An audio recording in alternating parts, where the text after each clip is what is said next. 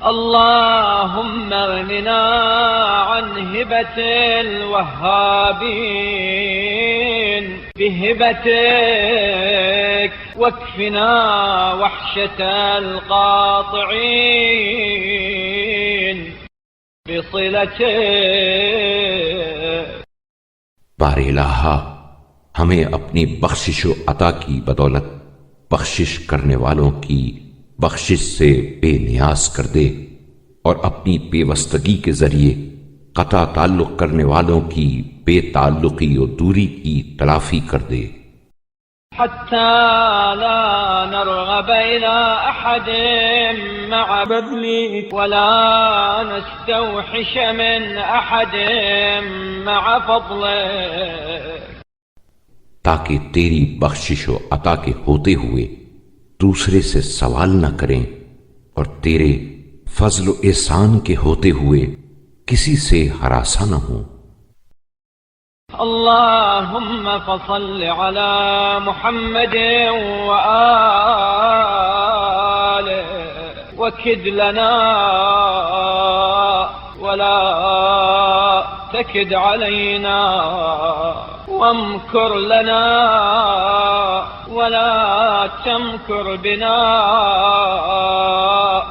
اے اللہ، محمد صلی اللہ علیہ وآلہ وسلم اور ان کی آل پر رحمت نازل فرما، اور ہمارے نفع کی تدبیر کر اور ہمارے نقصان کی تدبیر نہ کر، اور ہم سے مکر کرنے والے دشمنوں کو اپنے مکر کا نشانہ بنا۔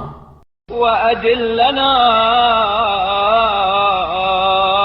وَلَا تُدِلْ مِنَّا۔ اللهم صل على محمد وآله وقنا منك۔